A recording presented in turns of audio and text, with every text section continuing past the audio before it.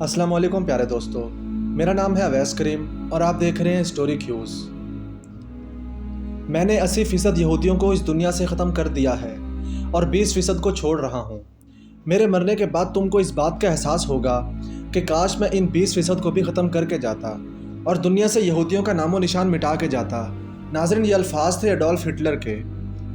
प्यारे दोस्तों, हिटलर का नाम सुनते ही जहन में ये ख्याल आता है कि इसने बड़े पैमाने पर यहूदियों का कत्ले आम किया था। मगर आखिर हिटलर यहूदियों से नफ़रत क्यों करता था और इसने यहूदियों को जर्मनी से क्यों निकाला? प्यारे दोस्तों, ये वो सवाल हैं जिनके जवाब हासिल करने के लिए कई किताबें लिखी गईं। मगर सबसे दुरुस्त बात यह है कि हिटलर जर्मन कौम को दुनिया की सबसे बेहतरीन कौम समझता था। इसका ख्याल था कि सिर्फ जर्मन कौम ही को दुनिया पर हुक्मरानी का हक हासिल है और जर्मनी की तरक्की के लिए ज़रूरी है कि मुल्क से तमाम गद्दार ख़त्म कर दिए जाएं। ये इंसान की तरक्की में रुकावट हैं। दोस्तों, पहली जंग अजीम में जर्मनी में रहने वाले यहूदियों ने रूह पर्दा जर्मन मफाद के ख़िलाफ़ बरतानिया और इसके इत्तेहादियों का साथ दिया था। हिटलर के नज़दीक नाकाबिल माफ़ी जुर्म था। वो इनकी पुरानी तारीख से भी वाकिफ़ था कि कैसे इन्होंने अल्लाह के पैगंबरों से बदअहदी की, और एक ईसाई होने के नाते वो इस सब से भी वाकिफ़ था कि यहूदी उलमा ही थे जिन्होंने हज़रत ईसा अलैहिस्सलाम को फांसी दिलवाने में कलीदी किरदार अदा किया था।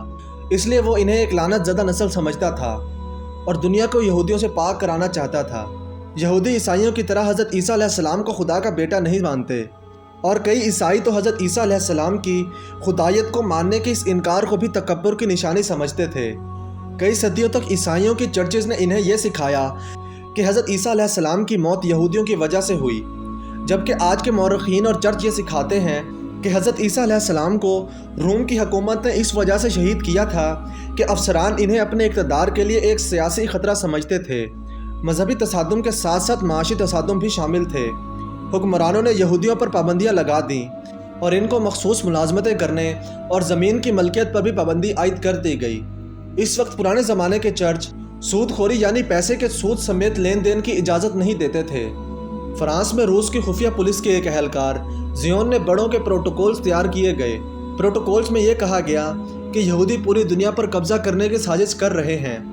इन दस्तावेज़ात में आलमी यहूदी लीडरों की एक मीटिंग्स के कमेंट्स शामिल किए गए, जिनमें इन्होंने पूरी दुनिया पर काबिज होने के मंसूबों को हतमी शक्ल दी, और इनमें यह वाज़ेह था कि यहूदी खुफिया तंजीमों और एजेंसियों के ज़रिए सियासी जमातों, मईशत, अखबारात और अवामी राय को कंट्रोल करना और अपने मफाद के लिए इस्तेमाल करना चाहते थे। प्रोटोकॉल्स को दुनिया के मुख्तलिफ ममालिक में शाया किया गया, जिनमें रियासत हाय मुत्तहिदा अमरीका भी शामिल था। 9 नवंबर 1938 की रात को राइख भर में यहूदियों के ख़िलाफ़ तशद्दुद शुरू हो गया। बज़ाहिर ये किसी मंसूबे के तहत नहीं हुआ था।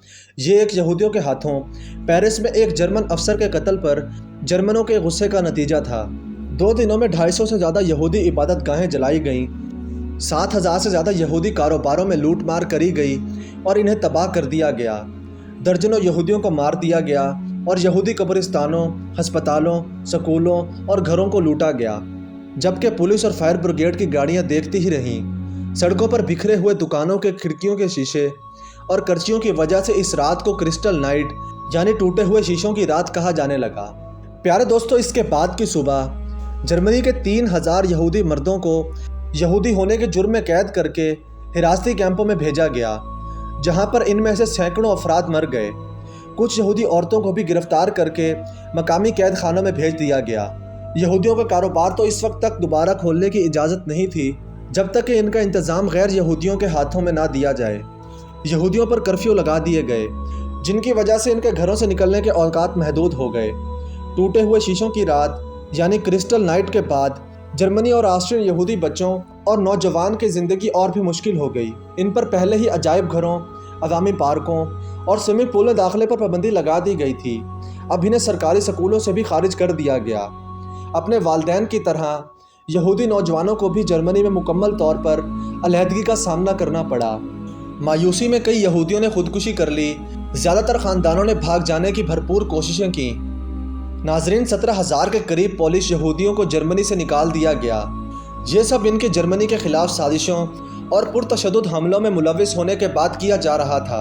9 नवंबर 1938 पेरिस में जर्मन सिफारतकार को गोली मारकर हलाक कर दिया गया। यहूदियों की निशानदेही करके इन्हें सरकारी ओहदों से बरतरफ कर दिया गया। अडॉल्फ हिटलर के चांसलर बनने के 2 महीने बाद अप्रैल 1933 में मंजूर किए जाने वाले कवानीन के साथ इंतज़ामिया की तदबीर शुरू हो गई। इन कवानीन में एक पैराग्राफ शामिल था जिसमें समाज के मुख्तलिफ शोबों से यहूदियों को निकाल फेंकने का इंतज़ाम किया गया था।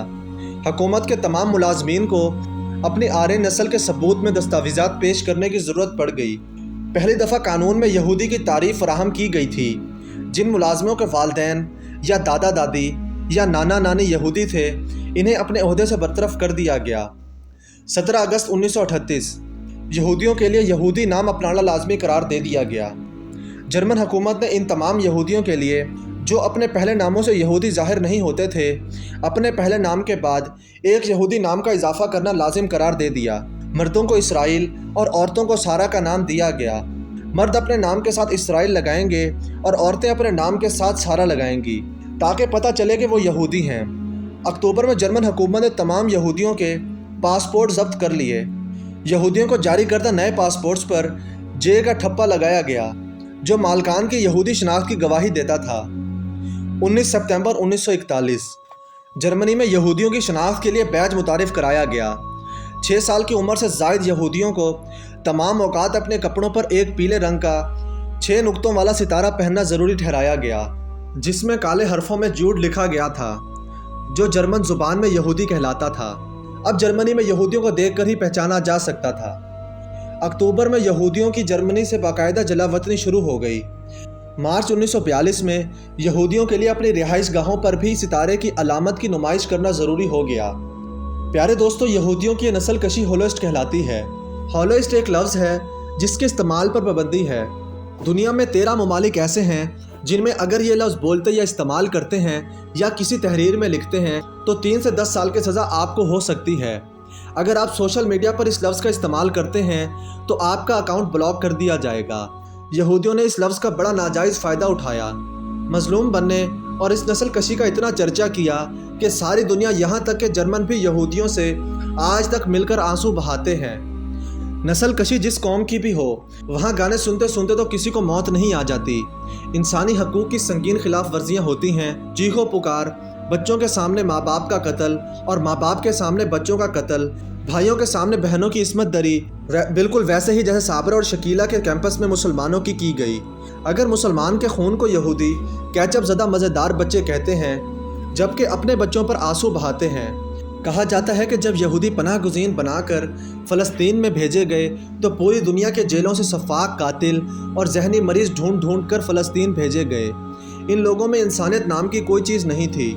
खून को जूस कहते थे और इंसानी गोश्त को पॉर्क का नाम देते थे। ये इस कदर सफ़ाक थे कि इन्हें ही इसराइल की फ़ौज में आला अफसरान बनाकर भेजा गया।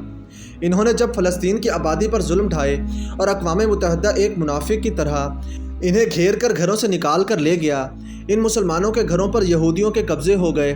जब मुहाजिरीन कैंपस में किसी इस्लामी त्यौहार के मौके पर खूब तेज़ आवाज़ में खुशियाँ मनाने की आड़ में गाने चलाए गए। एक फ़लस्तीनी जो कि फ़लस्तीन के सिफारतकार भी रहे और आजकल जामिया अज़हर में प्रोफेसर हैं, इन्होंने बताया कि इन गानों की आड़ में मुसलमानों की चीखें किसी को सुनाई ना दी। यहूदी मुसलमानों के ख़ैमों में घुसते, कसाईयों की तरह मुसलमानों को ज़िबा करते, थक जाते, फिर शराब पीने जाते, शराब पीते, अपने ऊपर उंडेलते, कहके लगाते और फिर नाचते हुए मुसलमानों में घुस जाते। यहूदियों ने इस कत्ले आम को एक त्यौहार की तरह मनाया। सुबह इन कैंपस में सिर्फ इंसानी खून और गोश्त था। लाशों को इस तरह मिलाया गया कि किसी भी इंसान की पहचान मुमकिन ना थी। तमाम जिस्मानी अज़ा को इज्तिमाई कब्र में दफन कर दिया गया। मरने वालों के घरों, बागात और खेतों पर इसराइलियों का कब्ज़ा हो गया। प्यारे दोस्तों, ये सिलसिला आज तक जारी है। यहूदियों का एक गिरोह ऐसा है जो आज भी कदीम तौरात को मानता है और यहूदियों के लिए अलग वतन के क़याम को अल्लाह की नाफरमानी मानता है। इनके मुताबिक दुनिया ख़त्म हो जाएगी और दुनिया पर अल्लाह का अजाब आएगा अगर यहूदियों ने इसकी नाफरमानी करके अलग वतन बना लिया। ये आपको अक्सर दीवार गिरिया पर माथा रगड़ते हुए नज़र आएंगे, मगर ये लोग आटे में नमक के बराबर हैं। ज़्यादातर जनूनी जो ज़ायनिस्ट कहलाते हैं, दुनिया के सामने मजलूम बनकर हमदर्दियाँ समेटने वाले लोग हैं, दरिंदे से ज़्यादा सफाक हैं। ये अपना मकसद कभी नहीं भूलते थे। आज एडॉल्फ हिटलर को वक्त ने सही साबित कर दिया है। यहूदियों की जिस आलमी साजिश को ईसाइयों और रूसियों ने बेनकाब किया था, اور جسے روکنے کی کوشش کی تھی، یہودیوں نے پر جماتے ہی اس پر کامیابی سے کام شروع کر دیا۔ فرق صرف اتنا ہے کہ اس پر عیسائی دنیا ان کے ساتھ ہے، کیونکہ وہ یہودیوں کو نہ صرف مظلوم سمجھتے ہیں بلکہ ان کے خلاف بات کرنے کو بہت بڑا گناہ بھی سمجھتے ہیں۔ پیارے دوستو، یہ تھی ہماری آج کی انفارمیٹیو ویڈیو۔ امید ہے کہ ہماری آج کی ویڈیو آپ کو بہت پسند آئی ہوگی۔ اگر ویڈیو پسند آئی ہے تو لائک، سبسکرائب اور زیادہ سے زیادہ شیئر کرنا نہ بھولیے گا۔ آپ سے ملاقات ہوگی انشاءاللہ اگلی ویڈیو میں۔ تب تک کے لیے اپنا خیال رکھیے گا۔ اللہ نگہبان۔